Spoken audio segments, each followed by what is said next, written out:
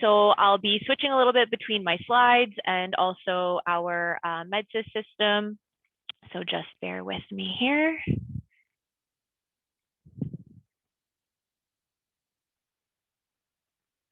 Okay, and can you see my PowerPoint, Allison? Yes. Okay, perfect. Okay, so the items I'd like to cover in the session today are just talk a little bit about transitioning to the Cbme module that exists in MedSIS. We'll do a little review of the Royal College Cbme assessment forms and the workflows that we have available. And then I would like to show you the various ways that you can trigger the EPA assessment forms from your desktop computer or your mobile device.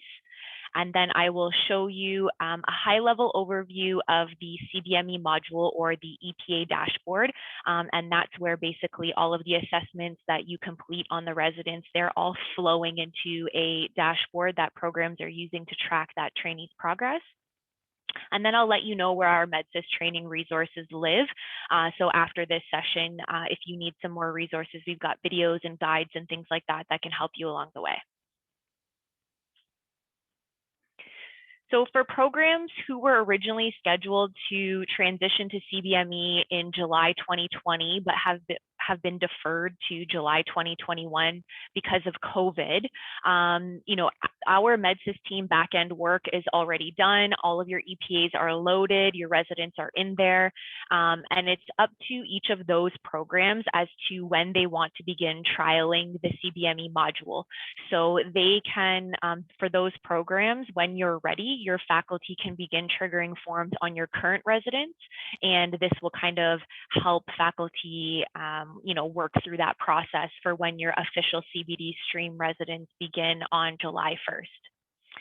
For residents who are, for programs who are scheduled to transition July 2021, those programs are not set up on our end. So, you know, we've received your files and EPAs from Royal College, but the back end setup has not been complete yet. So for those programs, they can't begin trialing and triggering forms yet. Your program will notify you, and I'm sure that there'll either be some faculty development sessions or some communication about a trial period of when your program will begin that, or your program is choosing to wait until July 1st when your official CBD stream residents start. So I'm sure that you'll hear communication, and I've just listed, in case you're unaware, the programs for each of those situations. So moving on to the Cbme assessment forms, there are 4 different forms that have been developed by Royal College, and these are the forms that we'll be using for all EPAs across the board. There is an EPA observation form, there's a procedural form, there's a multi-source feedback form, and there is a narrative observation. And so I'll just show you. So I just wanted to show you quickly what a sample of each of the different forms are. So they're in the same format as any other MedSIS form that you would receive. The residence details will be at the top. You would fill in any drop downs that are available for you to complete, and then you'll see this scale on all of the forms, and this is the overall entrustment scale. Just to make note, for any programs who have trialed Cbme forms prior to this using whatever format your program has chosen, paper copies, whatever it might be, McMaster has decided to change the descriptors for the 4 and the 5 on our entrustment scale. And this was as per feedback from programs who had been using the original scale. So before 4 was I needed to be there just in case, and we changed it to I had to provide minor direction, and a 5 was I didn't need to be there, and we changed that to I did not need to provide direction for safe and independent care. So just to familiarize you with the descriptors on these, you have to assign this overall score on every assessment form that is completed. Next, you'll see the milestones. And again, minimum requirement is to assess at least one, although the hope is that you will assess as many as you can. And if you didn't get a chance to observe any of these, then you would select not observed, and you would fill in the overall feedback on your resident.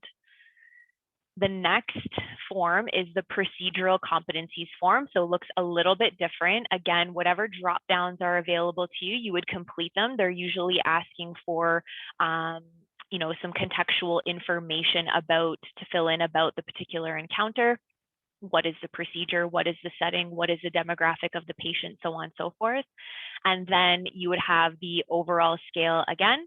And for this one, the milestones are just assessed a little bit differently. It uses the overall scale, the overall entrustment scale to assess all of the milestones as well, because it's procedural based. And then you would fill in your feedback to the resident. Third form, like I mentioned, multi-source feedback. So this form is going to list the milestones available for that particular EPA, and then you can see the scale is slightly different and your overall comments. I will mention some programs are choosing to use the multi-source feedback form like this that we have available in MedSIS. Some programs have their own setup for multi-source feedback. So it would just be important to know in your program, should we be filling them out on the EPAs, or do we have another format that is used for multi-source feedback? One of the things I'll mention about this particular form is it is not anonymous. So if a resident triggers a multi-source feedback form to you, or you decide to trigger one on the resident, and once it's completed, the resident will see who completed the form and the comments and scoring that is in the form. I think it's on our enhancement list to anonymize this and enhance it a little bit. But for now, just so folks are aware, and that's why it has that red disclaimer at the top that says this form is not anonymous, the content as well, and the evaluator name will be visible to the trainee. Form 4 is just a narrative. So if this form is triggered, it is just a text box to fill in narrative comments on the resident. This form is used to assess some of the EPAs, but it's also available to trigger at any time, even when it doesn't have to do with any EPA. So, if you had a hallway conversation with a resident or you wanted to give some constructive feedback, you can trigger this form at any time. Okay, so next, I just wanted to show you the different options, the workflows that are available to trigger the form. So the first workflow is that the supervisor goes into their MedSIS account, whether it be on their desktop computer or on their mobile device, they trigger the form, they fill it in, and they submit it. The other option, which I think is a little bit more popular, is the resident initiates the assessment form. And so if the resident goes onto their mobile device, they pick the EPA and that needs to be assessed, and they pick who the supervisor is, and then they trigger the form. From there, there's two options. The resident can email that form to the supervisor so that they can complete it at a later time. And if they do this, the supervisor will receive an immediate email with a link taking them directly to that assessment form. The other option is if they have time in that moment when the resident triggers the form, they can hand their mobile device over to the supervisor. The supervisor can fill it in and submit it right there. And if that's what happens, then the supervisor will receive a follow-up email that just says, this attached evaluation form was completed under your name. If this was not you, or if you see any issue with this, then please contact the MedSIS help desk and we'll work through that process. Okay, so now I would like to take you into MedSIS and show you how to trigger evaluation forms. So I'm in our MedSIS test environment right now, so it does run a little bit slower than our production site, but we use this for training and testing purposes. So I'll be using a fake resident in here. But for now, I'm going to log in as a supervisor, and I'm just going to use Dr. Wasi. And again, you can log in using your Mac ID credentials, or you can log in using your email and MedSIS password. So once you're logged in, if you are a program director or you have an administrative role, maybe you do undergrad teaching as well, like you are an MF course director or something, you would have an admin portal and your home screen will look something like this. And these are all what you have access to in your administrative role. So from here, you would want to go to your supervisor portal and you can click on supervisor portal from the left menu. If you are a supervisor and you don't have any other current administrative roles in MedSIS, then right when you log into the MedSIS desktop, this is the screen that you will see, and this is where you can trigger forms from. So you'll see there's a button that says Trigger On-Demand Evaluation. We are going to click there, and under evaluation type, these are the options that supervisors have available to trigger. Today, we're focusing on Cbme Evaluation and Cbme Narrative Evaluation. The field note evaluation is specific to family medicine residents. So only if you're supervising a family medicine resident would you trigger this form on them, or they would be triggering this form and sending it to you or handing their device over to you to complete. It's only specific to those trainees. The Learner WBA, or Learner Work-Based Assessment Evaluation, is just another evaluation tool that we have in MedSIS, and there are select programs who are using this. So if you're familiar with that term or you're familiar with that form, then great. And if you're not, it likely means your program does not use that assessment tool. Cbme Narrative Observation, again, that's that Form 4 that you can trigger at any time. So it doesn't have to be, oh, I want to assess this particular EPA and I want to do a narrative evaluation on it. I mean, you could do that, but this can be triggered at any time, and it doesn't have to be linked to any particular activity that the resident is doing. It can be for positive or constructive feedback, or just to make a note of something to the resident. Then you would use this form. I would like to focus on the Cbme evaluation, and this is the option you're going to pick when you are assessing a particular EPA.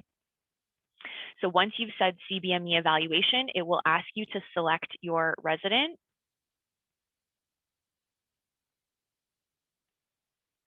And then Learning Path is essentially the program that the resident is registered in, or the Learning Path EPAs that the resident is registered into.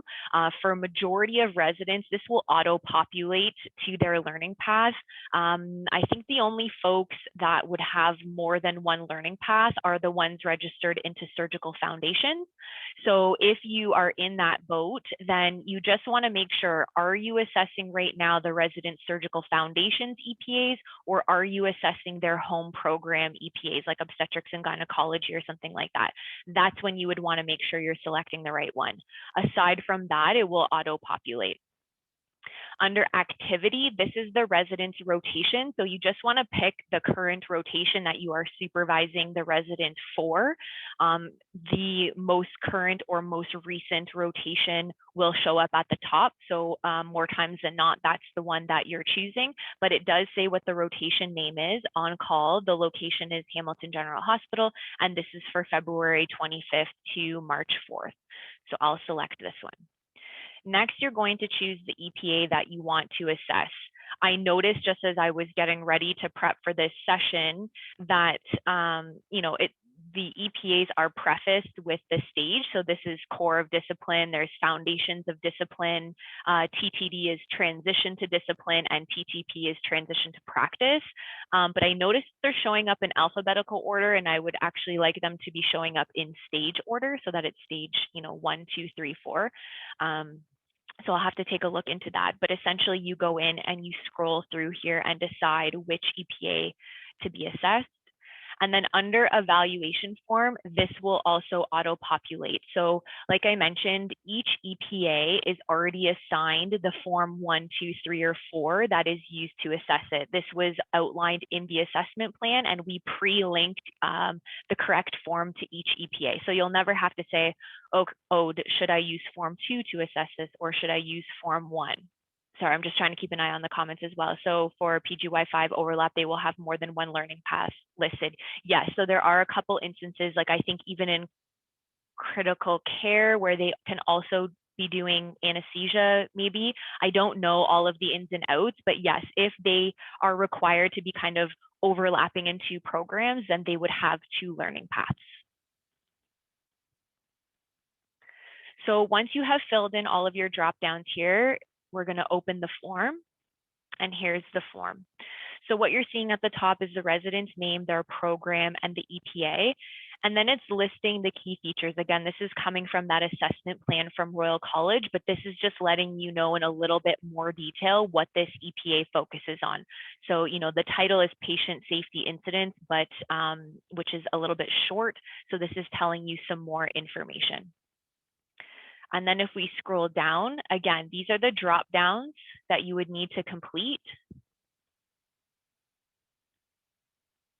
And each form will be different based on what the EPA requires. So, you know, some of them might have no drop downs or 1 or 2, and some of them I've seen have like 4 or 5 different drop downs that you would need to complete. And this additional context information box is for the user to include, you know, any additional information about this encounter or this presentation or case that might be useful in terms of feedback to the resident. I also notice in a lot of cases when residents are the ones that are initiating the form and triggering it to the supervisor, they usually put quite a bit of detail in here and fill in all the drop downs. So that way, when they send the form to their supervisor or they pass over the device, everything is already listed in there, like the case or presentation details are already listed in here. So this is just a basic text box. Again, then here's our overall entrustment scale. So this is a mandatory question that needs to be completed on each form. And then our milestones are listed before.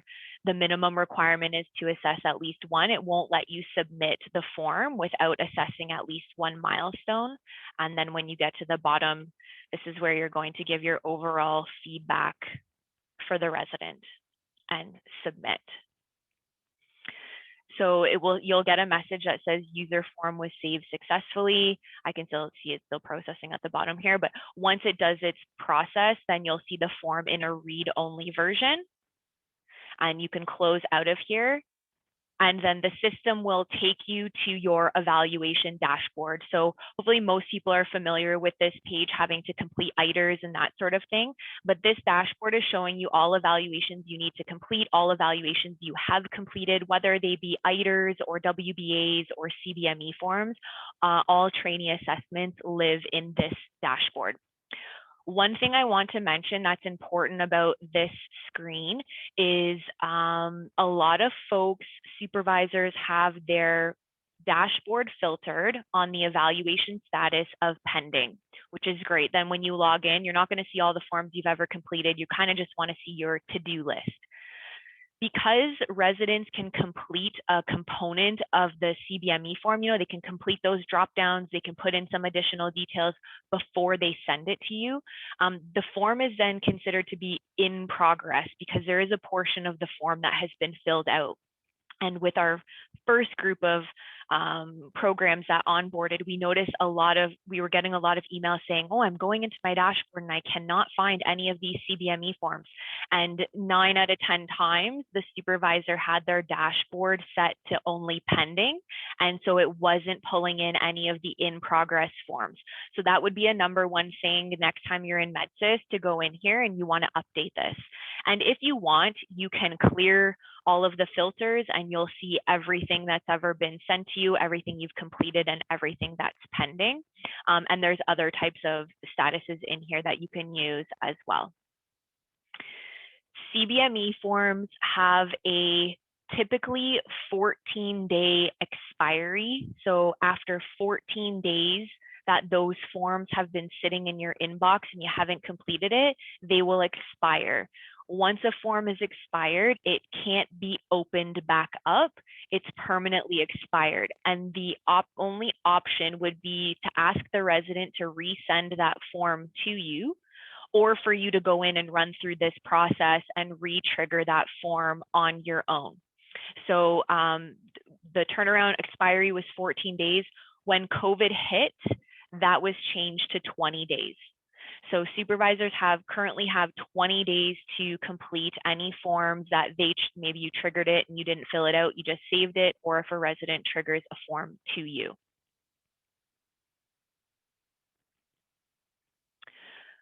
Okay, any questions about how to look at evaluations on the desktop, how to access them, triggering statuses, anything about expiry before I move into showing you how to do this on the mobile?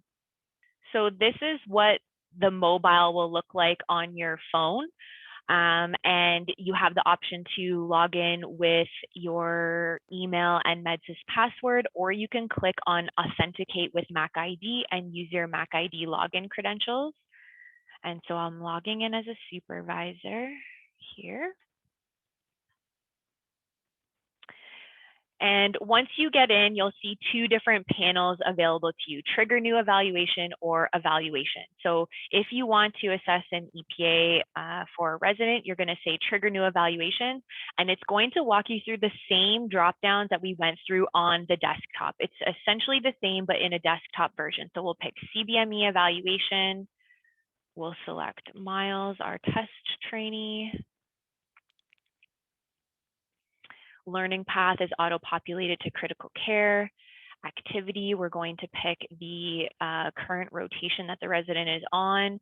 I will mention for critical care residents, they schedule their rotations very differently than most programs. So what you'll see here is the resident's active rotations. A typical resident only has maybe 2 or 3 active residents, but critical care has lots of overlapping things. So what you're seeing is a little bit overwhelming, but it won't look like that in most cases.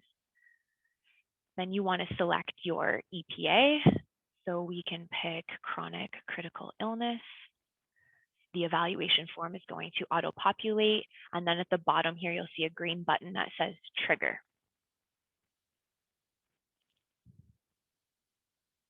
Form has been created successfully. And then at the top, what you're seeing is, this is using the Royal College Form 1. This is for the on-call rotation at Hamilton General. We're assessing the chronic critical illness EPA for Miles Briarwood for rotation dates February 25th to March 4th. And here, if you can see where I'm hovering, there's a little arrow button. And if we click on this, it's again bringing up those key features and giving you more information about what this particular EPA focuses on. So you can have a look at that before you actually complete the assessment component. So your drop downs are here. This particular EPA doesn't have any drop downs. So you can just put any additional patient details or case details. And then once you get to this scoring, you'll see this is the overall entrustment scale. And if you click this little blue info button, it will bring up the legend of the scale. So you can see at the bottom from 1 to 5, all the way from I had to do to I did not need to provide direction for safe and independent care. Also, once you click on a score, it will show you right underneath it what the descriptor is. So I had to talk them through, or I had to provide minor direction. The same thing works for the milestones. So they have a different, on Form 1, the scale is different than the overall. So you'll see not observed, in progress, or achieved, and you make your selection, again, hopefully assessing as many as you can, or indicating that they were not observed if you did not observe those particular milestones. And then you get to the bottom and you include your overall feedback on this resident, and then you submit it. Are you sure? Yes. So now that this form is completed, says it was submitted successfully. At the top, you'll see you have a little home button or a back button, and that will take you back to the beginning. So you can choose to trigger a new form, or you can go into your evaluation section. And this is basically a mobile version of your evaluation dashboard that you see when you're logged into the desktop version of MedSIS. So you can complete any form that exists in MedSIS. So you could complete ITERs on here and WBAs as well. So if you want to come in here and even complete an ITER, then you can do that as well. And then the same filters that are set on your evaluation dashboard are also applicable to your mobile account as well. So you can see here it's filtered to show in progress and pending assessment forms, and you can change that if you want to. And, we just go in here and click on a particular form, and you would fill it in as so and submit it, and then go back to your home page and continue on however you need to. So there are two different websites. There's medsis.mcmaster.ca, that's your desktop, and there's medsis.mcmaster.ca/mobile, which is the mobile site. It's not an app, it's a website that was designed to be used on a mobile. I do get emails from time to time from folks that are trying to use medsis.mcmaster.ca, which is the desktop version, and they try and open it on their phone.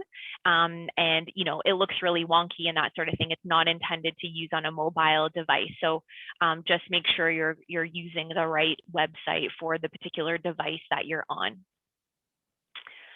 So question, are all milestones for an EPA listed on the form or just the bolded ones? Only the bolded milestones are listed on the form. And only the bolded milestones will show up anywhere in MedSIS. So, I'll give you, when we get there, I'll give you a quick overview of the actual EPA dashboard, which is showing you where all of the assessment forms flow to. And, the various graphs and reports that come out of there only show the bolded milestones as well. So I'm just going to log in as our test resident Miles because I want to just show you their perspective looks very much the same as yours. I will make a note that a lot of residents have more than one role in MedSIS. So a lot of them are a trainee as well as a supervisor. So they need to ensure that they're in their correct portal before they trigger form. So if they're in their supervisor portal, this might mean they want to trigger a form on a junior resident to complete, or they're in their trainee portal and they want to trigger a form to a supervisor for them to be assessed. So right now I'm logging in as a trainee and triggering an evaluation. They will go through the exact same drop downs that you would as a supervisor. So learning path is there, activity, they're picking their rotation, EPA, the list shows up exactly the same. Evaluation form will populate, and here's where they're going to pick their supervisor. A couple of things I'll mention is if you're logged in as a supervisor and you select a trainee once, the system does have a bit of like a memory where, if you continuously are assessing the same resident, they'll show up at the top of your list of trainees. You won't have to search them. They're essentially pinned to the top, and it kind of puts the most popular trainee at the top of your list. And residents have vice versa. When they go to pick their supervisor, the most popular person that they use to assess them will appear pinned at the top of their list. It's just for convenience purposes. So the resident's going to trigger the form.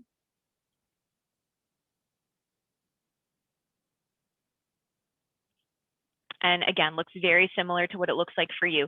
So this is where I have mentioned that a lot of times residents will fill in any of the drop downs and put in any additional context about the encounter on behalf of their supervisor, especially if they're emailing the evaluation to their supervisor. It's just helpful to have all that information filled in and put a bit of extra information so that it's easier for the supervisor to kind of recall that particular case or that encounter.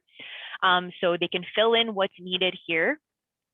And then when they get to the bottom, they have two options. One is email to evaluator. And again, if this happens, then the supervisor will receive an email, usually within the next 30 seconds or so, with a link that's taking them directly to this particular evaluation form. Or they can pass their device over to the evaluator and the supervisor can complete the rest of the form and they can submit it on the spot. And this is where if they choose this option, submit as evaluator, they will receive a follow-up email notification to say, an evaluation has been completed on your behalf. The form is attached. If this was not you or you have any concerns, please contact medsis@mcmaster.ca. And that email is just for security follow-up. So we don't have any residents filling out their own evaluation forms. Is there any questions about that?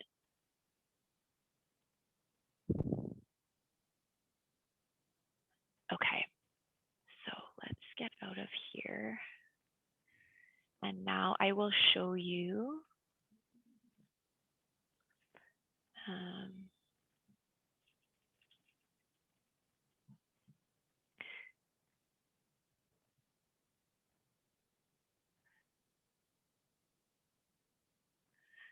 So now I'll take you into just kind of a quick high-level overview of the Cbme module and like where this information, all these forms that you're completing, where they go and how the program is tracking that.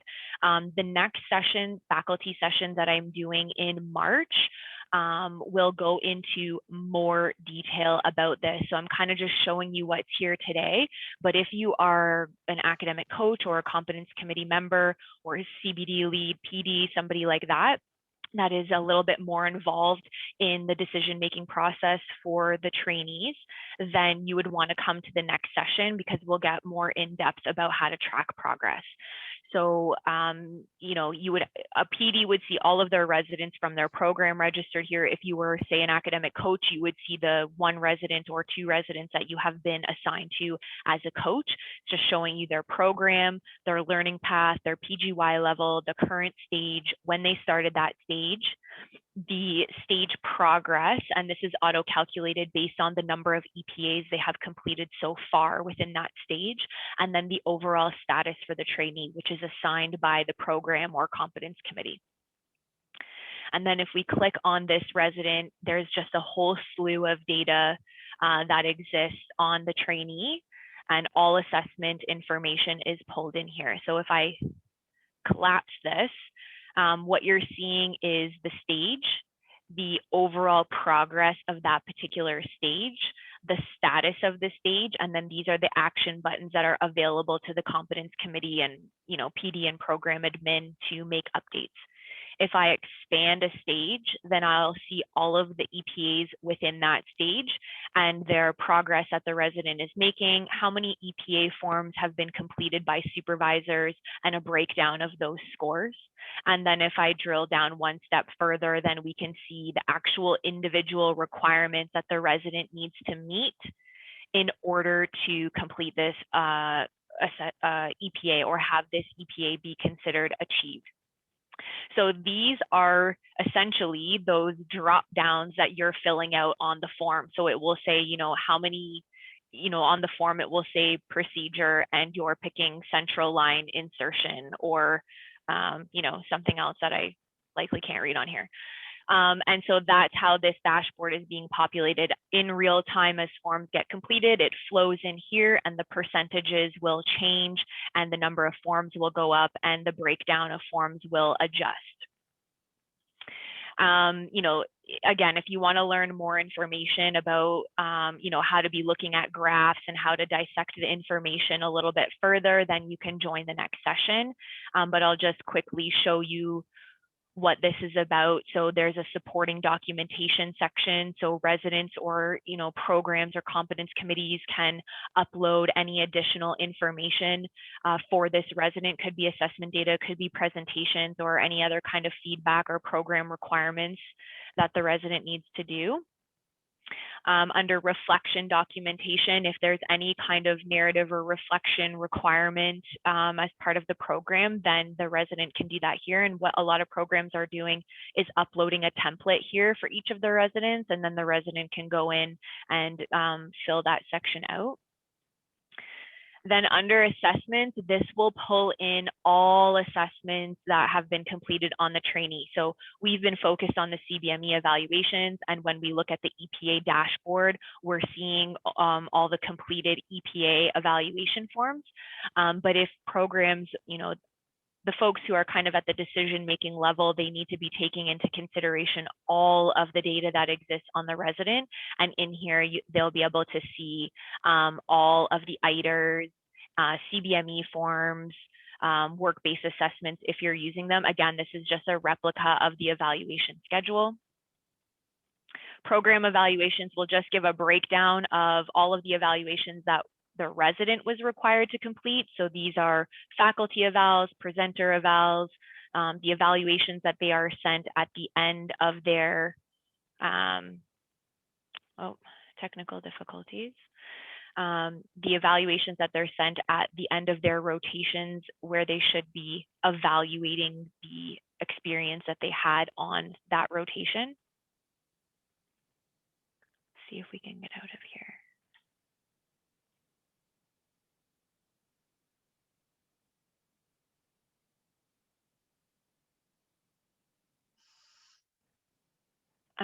And then under events, for programs that are using the event manager, it's giving that overall attendance and a breakdown of all of the events that the program has registered the trainee into.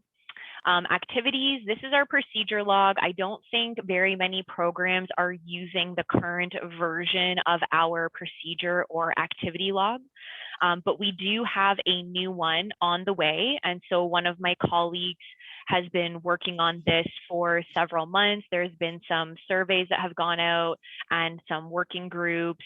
And so I think we have what we're looking for in our final product, and we're just waiting for that to be developed. And so hopefully this will be a better resource for programs than what they currently have. So that's why, you know, for this particular trainee, we don't have anything populated in here. The summary report is a tool for coaches and committees and administrators and PDs. This report allows you to determine what you want to see in it in terms of data that exists on the resident. So you can input a time period. So say, you know, you're having a competence committee review and you want to look at all the information on the trainee from July 1st to the end of September. You could put that in, indicate what stages of EPAs that you want to see. You know, do you want a summary of EPAs with their milestones and the comments and any notes that have been made on the EPA dashboard, narrative forms, WBAs, and then again, you generate this, and a lot of programs are using this to kind of get a good sense of all of the data condensed into one document and being able to digest that. And then our newest feature that we have is our competence committee dashboard. And so this was just implemented at the end of last year. And you know, I think only one or two programs have had a chance to use it. So the hope is that you know, the folks that have already launched and are already CBD from transitioning in previous years, at their next competence committee meeting, they'll be able to use this. And this is basically facilitating the meeting. So the program would identify which steps or requirements go into the meeting and who is responsible for them. And they can have templates for the steps that they have. So, you know, for the academic coach, there's a fillable form that needs to be completed. So the coach can log right in here and download that and fill it in and put it back. And then and same with the resident or whoever's responsible.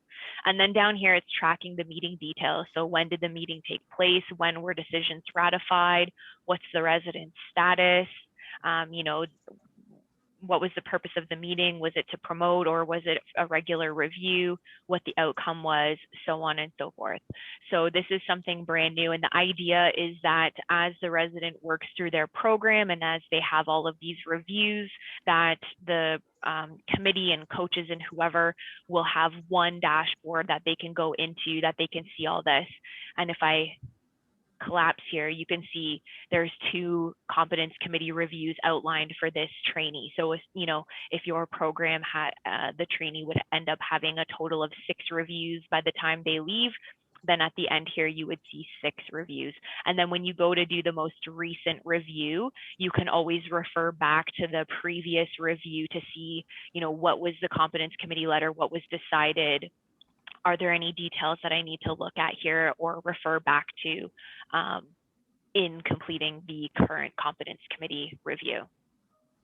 So the next session that I do again for in March, that's a little bit more focused for PDs, competence committee members, coaches, and that sort of thing. We'll go into a little bit more depth about exactly how this works, how it gets set up, and you know, how coaches or trainees would go in here and upload and that sort of thing. So if that is a role that you would be involved in, then the next session might be useful to you. Is there any questions? Oh, Kimmy, I see your comment. Review dashboard is amazing. Yeah, I would love to hear feedback. You know, it's our first go at it. So I mean, Kimmy, once your program uses it and runs through, let me know if there's anything that comes up where you think, oh, wish we really had this, or wish we could really change this, because this is kind of just my first stab at what programs might need to facilitate a competence committee meeting. It worked really well for GIM when we used it last month. And then, of course, respirology is going live with CBD in July. So I think Okay, it'll be good to quite know. useful. Awesome. Okay, if there's no questions, then I think the last thing I want to mention is just our MedSIS training website. So these training sessions that I'm doing right now will be recorded, and they usually get posted on the Pgy5 Cbme website under the resources MedSIS section. And then our MedSIS resources that we have, all of our training materials are on our MedSIS website. And this is not just for Cbme, this is for, your evaluation dashboard or rotation schedule, or, whatever you might use MedSIS for. So it's healthsci.mcmaster.ca/MedSIS. And then we have a section here called training. And under Cbme, you'll see at the top that our resources are outlined by audience. So a resident would come under learners. If you're a supervisor who's triggering forms, you would come under supervisors. And then they're organized by generic, specific to family medicine, or specific to Royal College. So if I expand here, for example, you can see there's guides, there's videos, how do I log into my MedSIS, how do I get on the mobile, how do I filter my stuff, and same with under Royal College. And then if you are a coach or you are a competence committee member, same thing. Everything we have will be listed on here. So this would be a website that would be useful for programs to ensure that their incoming trainees receive. So we do as part of the kind of virtual orientation or online resources that I think Postgrad Office offers to the incoming group. It used to be something that we did in person, but when COVID hit last year, they just asked us to kind of do like a PowerPoint presentation that they could send out to the residents. We do give them this information there as well, but as you all know, they're inundated with information when they first start. So if you have a chance to have any kind of resident sessions, or you pass along any communication, a lot of what the resident does is in MedSIS. Everything to do with their assessment forms and rotation scheduling is in here. So you might just want to ensure that they get that link as well. And then the last thing that we have coming very soon, I do have it in my presentation, but there were some technical difficulties that I was having with it today. So I don't want to advertise it too much, is we have a training website that will be available to programs and to users. So it will be a different link than MedSIS, but it will look exactly like MedSIS, where folks can log in and they can practice triggering forms or messing around with, virtually anything in MedSIS, and it will have no bearing on the live system. So if you are one of those eager folks that says, okay, right after this session, or next week I want to go in and be able to trigger some forms, we do have that site coming soon. And I really wanted to give out the links to it today, but I just, I don't want anyone to rush in there when I was having some issues with it this morning. So as soon as that gets resolved, we'll be forwarding this out to the programs to forward out to anybody as well who wants to practice.